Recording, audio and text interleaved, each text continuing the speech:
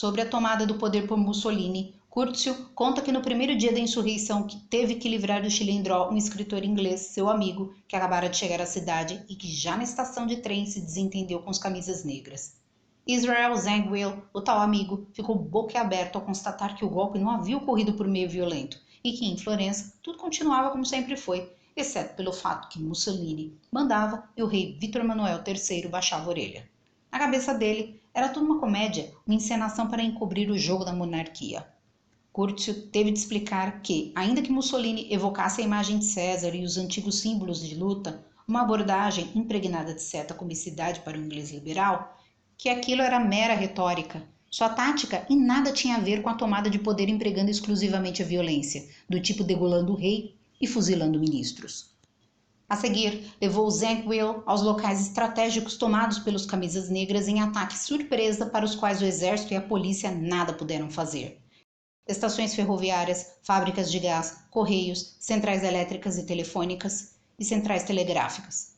Pontos indispensáveis para cortar a comunicação e interromper a logística do Estado, forçando-o à paralisia. E mais, Florença, Pisa e Bolonha formavam a interligação-chave para a comunicação ferroviária entre o sul e o norte da Itália, e era ali que estava a força estratégica da Revolução. Ter meio de transporte para levar hordas de camisas negras à capital para forçar o governo a passar o bastão a Mussolini.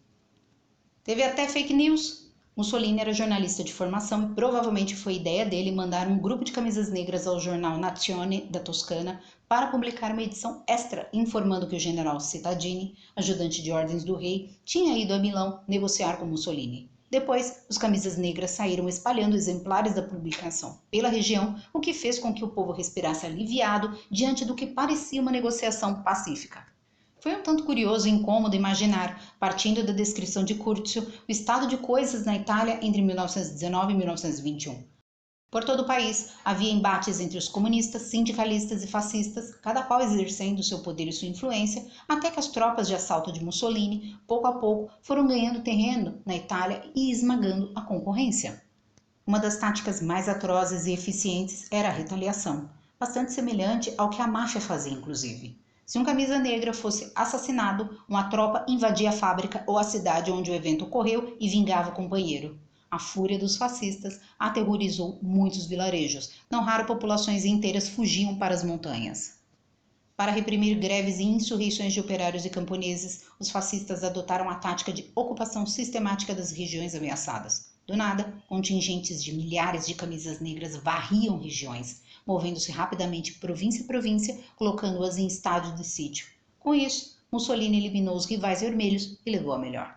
Uma parte das forças políticas da época acreditava que os fascistas queriam apenas eliminar o perigo comunista e que, concluída a missão, os camisas negras poderiam sumir. Enquanto lia isso, não parava de pensar como pessoas adultas, no centro nervoso de acontecimentos tão significativos, se deixam levar pela tranquilidade advinda do auto-engano, apegando-se a uma crença ingênua de que tudo voltaria a ser como antes. Mussolini exerceu um poder imenso e foi muito bem sucedido. Como podem ter acreditado que os fascistas chegariam às portas do supremo poder e depois iriam para casa dormir? Giovanni Gigliotti, presidente do Conselho de Ministros do Reino da Itália, era um dos que alimentavam essa expectativa, embora tenha percebido, ainda que tarde demais, que o próximo alvo dos fascistas era o Estado, cometeu grave erro de empregar a estratégia de parlamentarização dos fascistas, imaginando que se os integrassem ao governo, teriam seus interesses acomodados. Em maio de 1921, o Partido Nacional Fascista passa a fazer parte de uma coalizão nacionalista concebida por Gigliotti, o Bloco Nacional, que incluía o Partido Social Democrata Italiano, o Partido Liberal Italiano e a Associação Nacionalista Italiana. Mas longe de se deixar parlamentarizar, os fascistas se mantiveram fiéis à sua tática. Enquanto os deputados fascistas eleitos trabalhavam no parlamento para desarticular a maioria que depois deixou o Bloco Nacional, os camisas negras voltaram à carga contra as organizações sindicais do Partido Republicano e do Partido Católico, com a mesma violência empregada para dissolver os sindicatos socialistas. O foco era passar a régua em todas as forças que pudessem se unir para apoiar o governo e impedi-los de tomar o poder. É surpreendente observar que os fascistas não se aliaram a ninguém, focaram em destruir toda e qualquer força organizada. Depois de tirarem da frente os republicanos e católicos, foram para cima dos liberais, democratas, maçons, conservadores e burgueses. Em agosto de 1922, o governo tenta se salvar com uma greve geral contra-revolucionária, visando tirar das mãos dos camisas negras o controle de pontos estratégicos nos serviços públicos. A violência dos camisas negras, contudo, acabou com qualquer chance de vitória do Estado italiano. Mussolini, muito esperto, renunciou ao seu programa republicano e do nada deu vivas ao rei, enquanto 50.000 dos seus homens estavam concentrados na zona rural romana, aguardando o sinal para agir. Os vivas ao rei de Mussolini foi a senha para a marcha sobre Roma de 28 de outubro.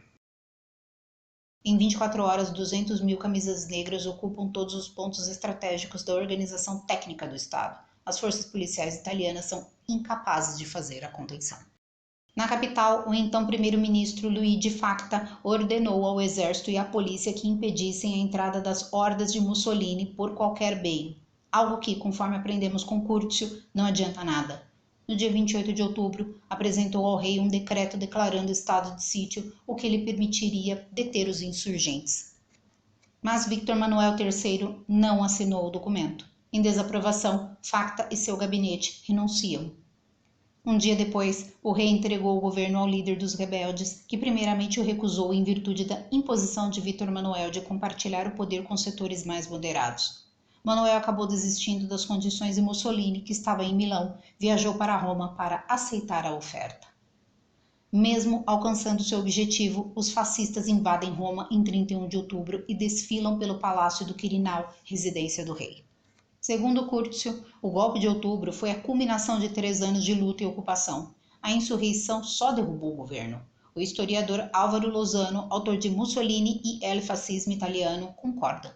Para ele, um dos mitos centrais do fascismo foi o seu assalto ao poder em outubro de 1922. Na verdade, o poder foi entregue a eles de bandeja.